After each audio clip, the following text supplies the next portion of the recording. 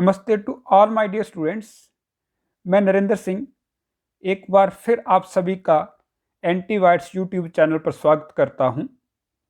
आज के वीडियो में बीएससी फाइनल ईयर की elements of modern physics book के इम्पॉर्टेंट क्वेश्चंस पर डिस्कशन करेंगे। ये क्वेश्चंस एग्ज़ाम में बार बार पूछे जाते हैं। So plan of presentation will be like this. सबसे पहले हम नंबर ऑफ क्रेडिट्स के बारे में जानेंगे, उसके बाद मार्क्स का कैसा डिस्ट्रीब्यूशन रहता है, देन एग्जामिनर किन डायरेक्शन को देख के आपका पेपर सेट करता है उसके बारे में देखेंगे, और लास्ट में हम chapter wise important questions discuss करेंगे। सो सबसे पहले नंबर ऑफ क्रेडिट्स कितने हैं इस कोर्स के।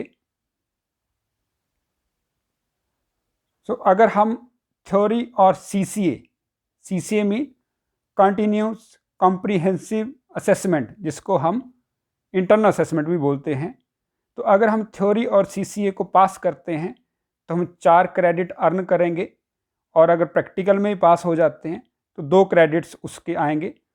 तो टोटल 6 क्रेडिट्स का ये कोर्स रहता है। आगे है आपका मार्क्स का कैसा डिस्ट्रीब्यूशन है इस कोर्स का। तो थ्योरी 50 मार्क्स की पूछी जाती है जो एनुअल एग्ज़ाम में आती है, और जो सीसी है इंटरनल असेसमेंट वो 30 मार्क्स की है, प्रैक्टिकल ओनली 20 मार्क्स का है। सो टोटल इस कोर्स के जो मार्क्स हैं वो है 100। Let's discuss about scheme of exam. Question paper में डिफरेंट सेक्शंस रहते हैं जो डिफरेंट यूनिट और चैप्टर में से लिए जाते हैं, तो हम वन बाय वन इनको डिस्कस करेंगे। सेक्शन ए जो है वो सभी यूनिट और सारे चैप्टर में से पूछा जाता है, और सेक्शन ए में क्वेश्चन नंबर 1 रहता है और उसके 7 सब पार्ट्स होते हैं, और वो 7 के 7 करने पड़ते हैं। So this is a compulsory question, और एक क्वेश्चन जो है वो 2 मार्क्स का रहता है। तो 7 पार्ट हैं, तो 7 × 2 14 मार्क्स का ये फर्स्ट क्वेश्चन आपका आता है सेक्शन ए के अंडर। सेक्शन बी जो है वो आपका यूनिट नंबर 1 में से होता है, और यूनिट 1 में चैप्टर नंबर 1 और 2 हैं, और जो क्वेश्चन है वो इस सेक्शन में क्वेश्चन नंबर 2 और क्वेश्चन नंबर 3 आता है, और इन 2 क्वेश्चंस में से हमें सिर्फ एक ही करना पड़ता है, और उसके जो मार्क्स हैं वो हैं 9। सिमिलरली सेक्शन सी जो है वो सेक्शन सी के अंडर यूनिट नंबर जो है वो 2 में से क्वेश्चन पूछे जाते हैं, और यूनिट 2 में चैप्टर नंबर 3 और चैप्टर नंबर 4 आता है, और जो क्वेश्चन का नंबर है वो है 4 और 5। तो क्वेश्चन नंबर 4 और 5 में सिर्फ हमें एक क्वेश्चन अटेम्प्ट करना होता है, और उसके मार्क्स हैं 9। अगेन सेक्शन डी में यूनिट 3 आएगा। चैप्टर नंबर जो हैं यूनिट 3 में वो चैप्टर नंबर 5 और 6 रहते हैं, और क्वेश्चन नंबर जो है वो क्वेश्चन नंबर 6 और क्वेश्चन नंबर 7 होता है। इन दोनों क्वेश्चन में से हमें यहाँ भी एक ही क्वेश्चन करना पड़ता है जो 9 नंबर का होता है। लास्ट में सेक्शन ई रहता है, वो आपका यूनिट 4 में से पूछा जाता है। यूनिट 4 में आगे 2 चैप्टर रहते हैं, 7 एंड चैप्टर नंबर 8, और क्वेश्चन का नंबर जो है क्वेश्चन पेपर में वो 8 और 9 रहता है, और क्वेश्चन नंबर 8 और 9 में से आपको सिर्फ एक करना पड़ता है, और उसके मार्क्स होते हैं 9। सो इन ओवरऑल हमारे पास 5 सेक्शन होंगे जो 5 यूनिट में से पूछे जाएंगे, और 5 यूनिट में 8 चैप्टर आएंगे, और टोटल क्वेश्चन पेपर में 9 क्वेश्चंस होंगे, और हमें सिर्फ 5 क्वेश्चन करने हैं। फर्स्ट क्वेश्चन जो है वो कंपलसरी होगा, बाकी आपको चॉइस रहेगी हर एक सेक्शन में, 2 में से एक करना है। और इन टोटल आपका जो क्वेश्चन पेपर है वो 50 मार्क्स का रहेगा थ्योरी का।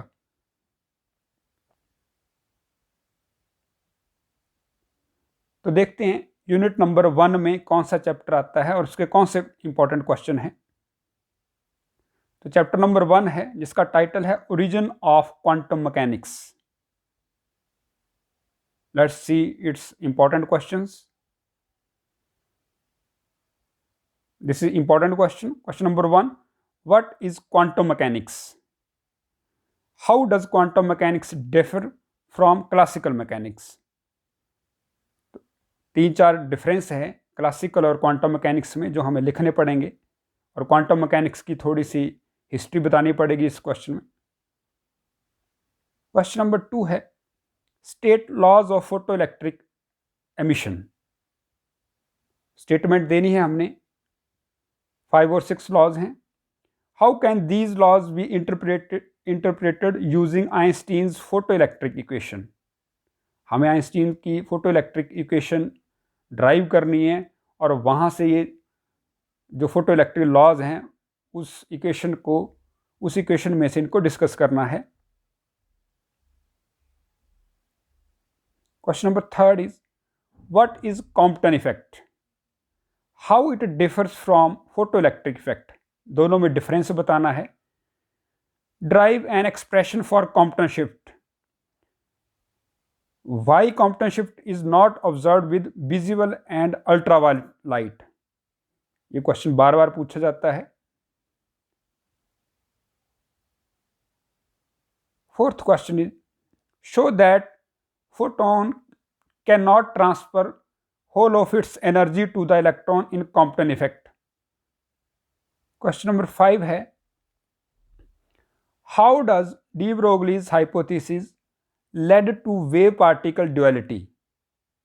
Drive an expression for the de Broglie's wavelength of the microscopic particle. तो हमें प्रूव भी करना पड़ेगा कि lambda is equal to h upon mv। Question number 6 state de Broglie's hypothesis. Prove that de Broglie's wavelength of an electron can be expressed as follows. तो पहले तो हमें डी ब्रोगलीज हाइपोथेसिस के बारे में बताना है। According to de Broglie every moving microscopic particle have a wave associated with it. और वो वेव लेंथ जो है वो क्या है, lambda is equal to h upon mv तो है ही है साथ में, और अगर उसमें आपने टेम्परेचर की कंसिडरेशन लेनी है तो आपकी इक्वेशन बनेगी lambda is equal to h upon 3m/kT under the root. We have to prove it also. और सेकंड है अगर आपका इलेक्ट्रॉन किसी पोटेंशियल v में मूव करता है तो lambda is equal to 12.27 divide by under root potential, angstrom में आएगा ये। तो ये दोनों इक्वेशंस आपने ड्राइव भी करनी है और ये याद भी रखनी है, कई बार डायरेक्ट न्यूमेरिकल आ जाता है इन पे। Next question is define particle velocity, phase velocity and group velocity. ये 3 तरह की वेलोसिटीज हैं, इनमें डिफरेंस है, ये आपको सेपरेटली डिफाइन करनी पड़ेंगी पहले, and then you have to prove that show that particle velocity is equal to group velocity of the wave particle. ये डेरिवेशन भी करनी पड़ेगी। Question number 8 describe Davisson and Germer experiment for the diffraction of electrons. काफ़ी important experiment रहा है जिसने de Broglie की hypothesis को एक्सपेरिमेंटली प्रूव किया था। What role did it play in the verification of de Broglie hypothesis? सो आपको इसकी एक्सपेरिमेंटल डिटेल देनी पड़ेगी और कंक्लूजन लिखना पड़ेगा कि इसका इंपॉर्टेंस क्या था वेव मैकेनिक्स में, क्वांटम मैकेनिक्स में। Then chapter number 2 title is Bohr's theory of hydrogen atom. इसमें जो इंपॉर्टेंट क्वेश्चन है सबसे ज़्यादा वो ये है। Question number 1 give an account of Rutherford's theory of an atom. What are its main limitations? Rutherford ने एटम के बारे में क्या क्या कहा वो हमें बताना पड़ेगा, और क्योंकि ये थ्योरी परफेक्ट नहीं थी इट हैज़ सर्टन लिमिटेशंस, वो हमें हाईलाइट करनी पड़ेंगी। उन लिमिटेशंस को रिमूव करके आगे बोहर्स ने काम किया। तो next question is one of the most important question of this chapter. Question number 2, state the Bohr's postulates of atomic spectrum of hydrogen atom. Derive an expression for the frequencies of radiation emitted in hydrogen atom.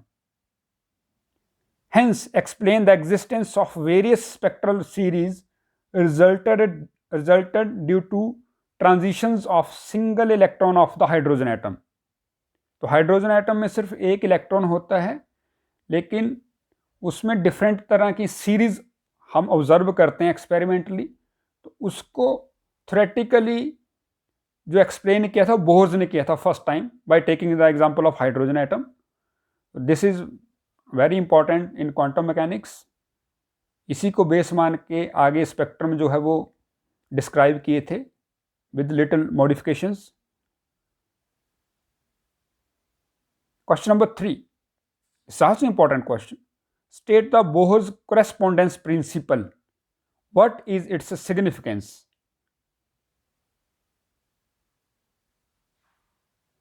Question number 5. This is also very important question. Describe Frank Hurd's experiment.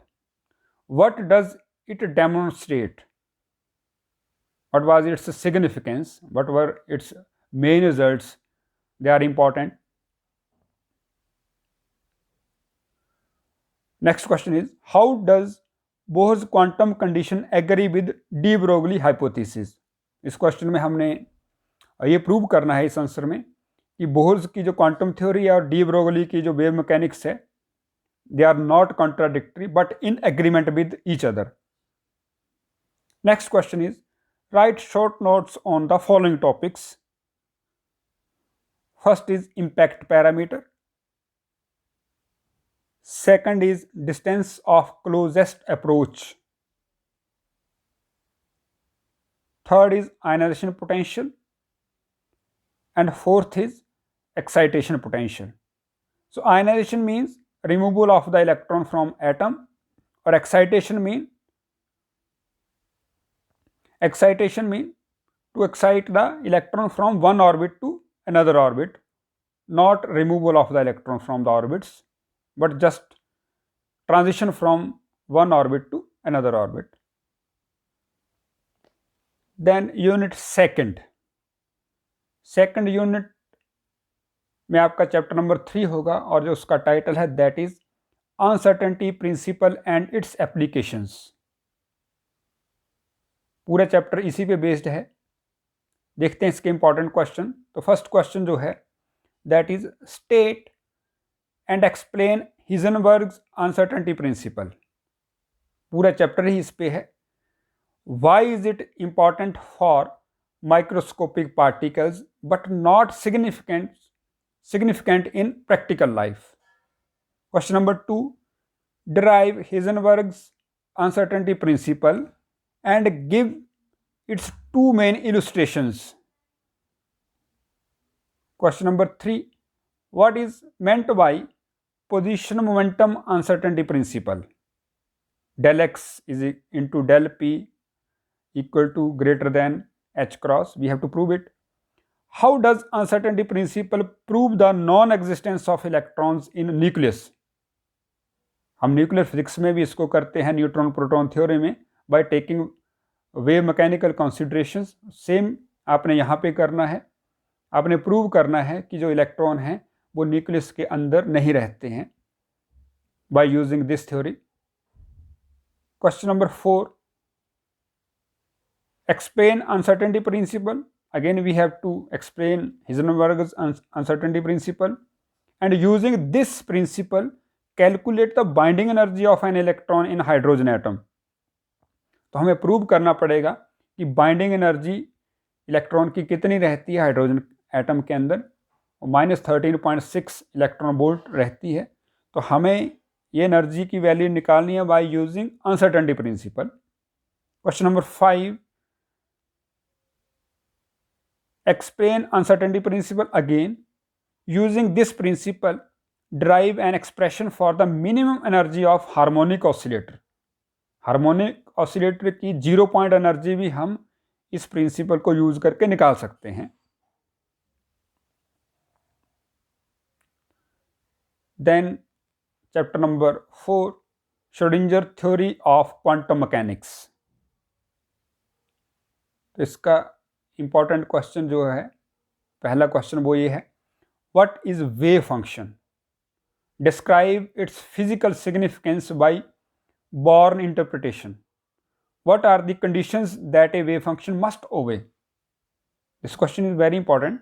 This is frequently asked in various exams. Question number 2. What was the need for a differential wave equation? Obtain time-dependent and time-independent forms of Schrodinger's wave equation. तो पहले तो हमें बताना है कि differential wave equation की हमें ज़रूरत क्यों है, और जो श्रोडिंजर्स की जो बेसिक इक्वेशंस हैं टाइम डिपेंडेंट और टाइम इंडिपेंडेंट, उनको आपने ड्राइव करना है. These equations are foundation of quantum mechanics. Question number 3, derive 3-dimensional time independent Schrodinger wave equation from Schrodinger's time dependent wave equation. तो ऐसे भी कई बार क्वेश्चन पूछ लेते हैं. Next important question is, what are normalisation and orthogonality conditions of a wave functions. So हमें condition बतानी पड़ेगी कि फंक्शन आपका नॉर्मलाइज कब होता है और ऑर्थोगोनल कब होता है. Next is, write short notes on following topics. Number 1, Hamiltonian operator.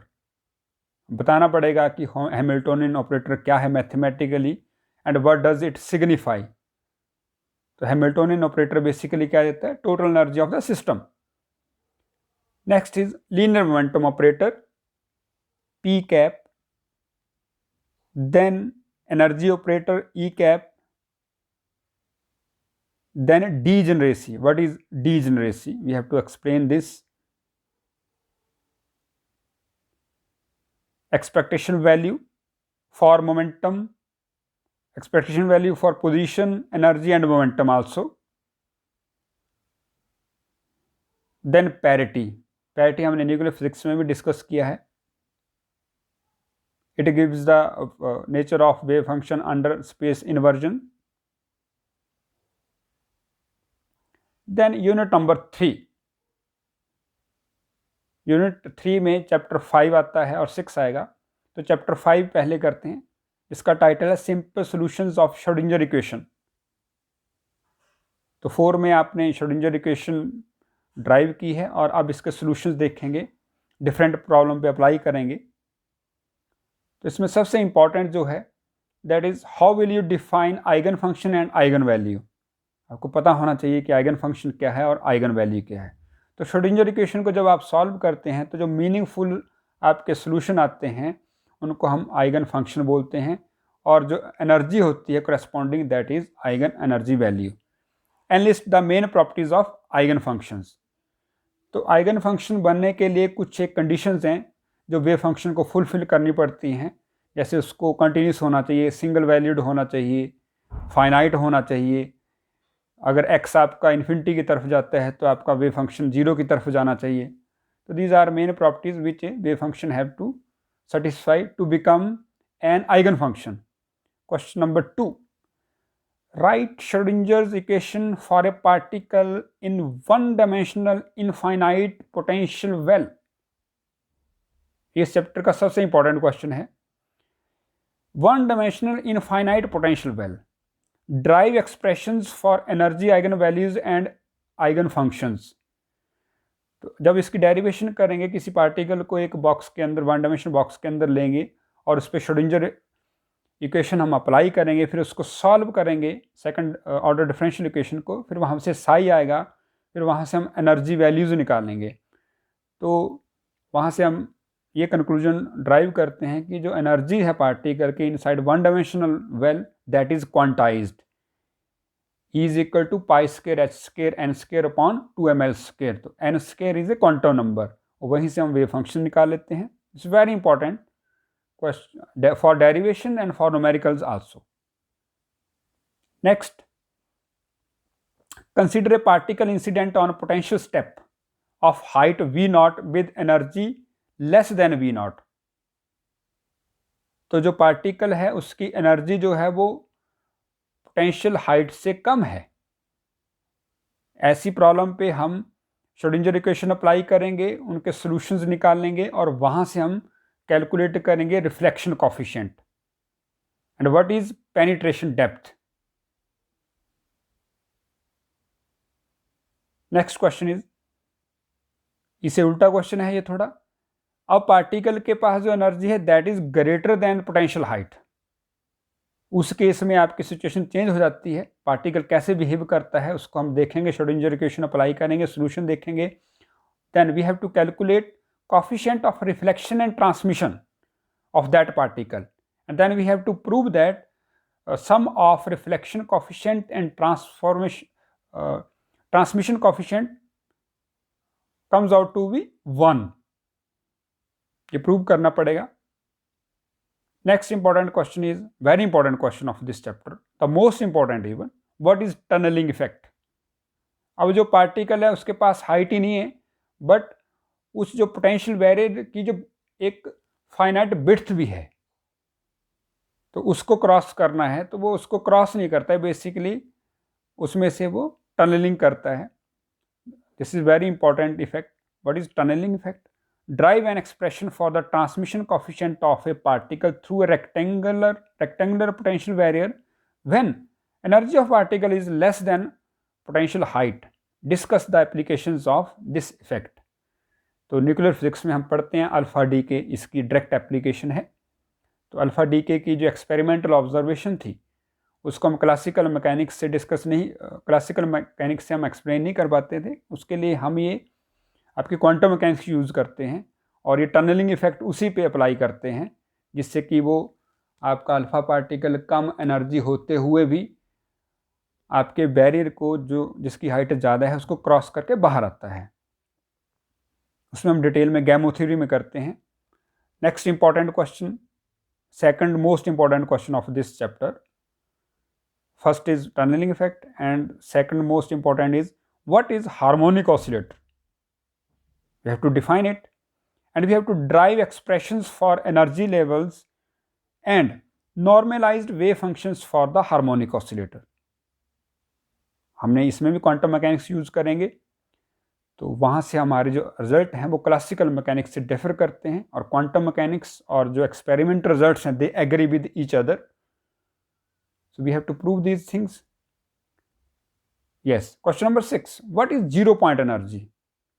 नाम से आपको लग रहा होगा 0 point energy मतलब जीरो है, ऐसा कुछ नहीं है। सिस्टम के पास 0 point energy का मतलब है सिस्टम की एनर्जी जब आप टेम्परेचर 0 केल्विन कर रहे हैं। तो क्लासिकली तो 0 केल्विन पे मोशन सीज कर जाता है, चाहे वो कोई मॉलिक्यूल है चाहे कोई पार्टिकल है, तो उसकी एनर्जी 0 होगी। लेकिन quantum mechanically it's not exactly 0। How will you differentiate 0 point energy of a particle in a box and harmonic oscillator? तो वहाँ पे 0 point energy आपकी 0 नहीं आएगी, ना तो बॉक्स के अंदर ना हार्मोनिक ऑसिलेटर के अंदर, लेकिन क्लासिकल मैकेनिक्स के अकॉर्डिंग वो 0 रहती है। This is big difference between two mechanics. Question number 7. What is the condition for perfect transmission through a rectangular potential barrier?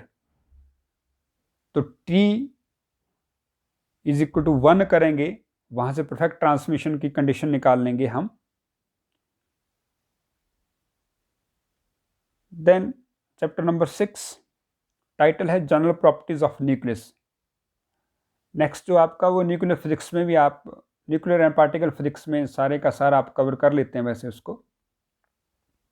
तो इसमें important question, what is electron proton theory, what are causes of failure of this theory, हमने ये discuss किया है पहले। Question number 2 है what is neutron proton theory, what are causes of success of this theory. 5-6 reasons हैं जो हमें explain करने पड़ते हैं। Third is why electron can not be constituent of nucleus, explain it. हम हाइजेनबर्ग अनसर्टेनिटी प्रिंसिपल में भी यही करते हैं और यहाँ भी सेम काम करेंगे। Why wave mechanical consideration, we will prove that electron can never be inside the nucleus. Next important question is question number 4. Explain the terms mass defect, packing fraction, binding energy, and binding energy per nucleon. Discuss how binding energy varies with mass number, how it explain nuclear fusion and fusion. ये question बार बार पूछते हैं, इस बार भी इसकी काफ़ी probability है question के आने की. Then question number 5. Explain the terms. कौन कौन सी टर्म्स हैं देख लेंगे जल्दी से. Number 1 atomic mass unit AMU. Number 2 nuclear density. Number 3 parity. Number 4 nuclear spin. 5 nuclear size and 6 nuclear shapes and quadrupole moment. इस पे अलग से वीडियो बनाया है जिसका हेडिंग है प्रॉपर्टीज ऑफ न्यूक्लियस. ये सारी प्रॉपर्टीज उसमें डिस्कस की हैं, आप उसको चेक कर सकते हैं, सुन सकते हैं. Question number 6. What is liquid drop model? State it's main assumptions, drive semi-empirical mass formula, and also discuss its successes and failures. This is also very important question. Next is what are nuclear forces? Discuss the various properties of nuclear forces. इस पे भी आप video सुन सकते हैं, different properties आप देख सकते हैं. These are attractive in nature, short range, exchange forces, saturated forces, spin dependent but charge independent. उसमें हमने डिटेल में डिस्कस किया है. Then next is unit number 4, chapter 7, natural radioactivity and alpha beta and gamma ray spectra. ये इस chapter का title है और इसका फर्स्ट इंपॉर्टेंट क्वेश्चन है what are the main differences between X rays and gamma rays. ये question बार बार पूछ लेते हैं 2 या 3 नंबर का. तो बेसिकली एक्स रेज जो हैं वो जब इलेक्ट्रॉन्स के ऑर्बिट में ट्रांजिशन होता है तो निकलती हैं, और जो गामा रेज हैं वो न्यूक्लियस से निकलती हैं हमेशा. ये आपको मेन डिफरेंस मैंने बता दिया. हालांकि उनकी इंटेंसिटी, फ्रिक्वेंसी और वेवलेंथ में भी डिफरेंस रहता है, वो आप देख लेंगे. Question number 2. State radioactive laws and find the expressions for decay law, half life period and mean life time of radioactive substance. Derive a relationship between them. It's very important question of this chapter. Nuclear physics में ये same topics cover होते हैं उसमें. Question number 3. Explain Geiger Nuttall law, discuss its significance. Geiger Nuttall law जो है that is about to alpha DK, जिसमें हम बताते हैं कि जो आपका डीके कांस्टेंट है वो रेंज के साथ या एनर्जी के साथ कैसे रिलेटेड है. Next is discuss the Gamow theory of alpha DK. ये आपका टनलिंग इफेक्ट है जो क्वांटम मैकेनिक्स में आपने एलिमेंट्स ऑफ मॉडर्न फिजिक्स में करते हैं, आप उसको अप्लाई करते हैं, डायरेक्ट इसकी एप्लीकेशन है. Discuss the Gamow theory of alpha decay and find an expression for the probability of emission of alpha particles. Next question is what are different modes of beta decay. इसके 3 modes रहते हैं, उसके लिए मैंने अलग से video बनाया है. What led Pauli's to postulate the existence of neutrino. It's very important question. Mention the main characteristics of neutrino. ये काफ़ी इंपॉर्टेंट क्वेश्चन है और इस बार इसको पूछा जा सकता है. Question number 6. What is natural radioactivity. What are important units to measure its intensity. तो हमें पता है रेडियोएक्टिविटी क्या है और यूनिट्स इसके रहते हैं, जैसे क्यूरी है, रदरफोर्ड है, बेकरल है, उनमें क्या रिलेशन है और how we can define those units हमें पता होना चाहिए. Question number 7. Explain following terms. Number 1 internal conversion, inverse beta decay. Number 3 K capture. Number 4 auger electron. इस पे अलग से वीडियो बना है पूरी इन फिनोमेना पे.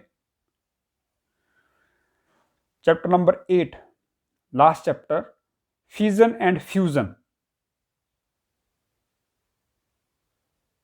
First question is drive mass energy equivalence relation E is equal to mc square. You have to drive it. Discuss the results in detail. Question number 2. What is a chain reaction? Differentiate between controlled and uncontrolled chain reaction. Question number 3. What is a nuclear reactor? Describe its principle, construction and working. ये question भी काफ़ी बार पूछा जाता है. Nuclear reactor को आप ढंग से पढ़ लीजिए. Next is what is thermonuclear energy. Discuss the source of energy in the sun and stars. तो हमें पता है सन और स्टार्स की जो अबंडेंट इतनी ज़्यादा एनर्जी है उसका सोर्स है nuclear fusion.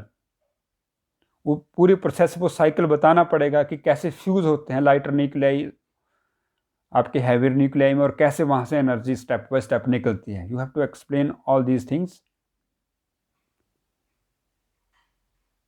Discuss the following terms. इसी चैप्टर से रिलेटेड है, हालांकि मैंने नंबरिंग गलत कर दिया इसकी. पहला है आपका मॉडरेटर्स. तो हमें पता है न्यूक्लियर रिएक्टर में मॉडरेटर्स यूज़ करते हैं ताकि जो फास्ट न्यूट्रॉन है वो आपके स्लो हो जाएं, थर्मल बन जाएं, ताकि वो आगे फर्दर न्यूक्लियाई को फ्रेगमेंट कर सकें, वहाँ से एनर्जी निकाल सकें. तो मॉडरेटर्स बेसिकली आपके रहते हैं हैवी वाटर यूज़ करते हैं हम, या कई बार ग्रेफाइट यूज़ करते हैं. सेकंड है कंट्रोल रोड्स. इससे भी हम न्यूट्रॉन का जो नंबर है वो कंट्रोल कर सकते हैं by inserting and ejecting out these rods from the nuclear reactor. तो कंट्रोल्ड मैनर में हम अपनी चेन रिएक्शन को इससे हम ला सकते हैं. Then nuclear fuels. अब कौन कौन से जो फ्यूल हैं न्यूक्लियर फ्यूल हैं वो हमें पता होना चाहिए जिनका हम यूज़ करते हैं न्यूक्लियर रिएक्टर में, उनके नाम क्या हैं. Then coolant. जब न्यूक्लियर रिएक्टर में इतनी सारी एनर्जी एमिट होती है, हीट वहाँ से निकलती है, तो उसको किन किन हम एलिमेंट से सब्सटेंस से हम कूलिंग कर सकते हैं पूरे रिएक्टर की, उनके नाम हमें पता होना चाहिए. Then slow and fast neutrons. इनमें क्या डिफरेंस है और किसकी ज़्यादा यूटिलिटी है और क्यों है. Then nuclear holocaust. Next question is what is nuclear fusion. This is very important. Differentiate between nuclear fusion and nuclear fusion. We have to highlight those particular nuclear reactions to differentiate these two important phenomena. Thanks for watching and listening. Thank you very much.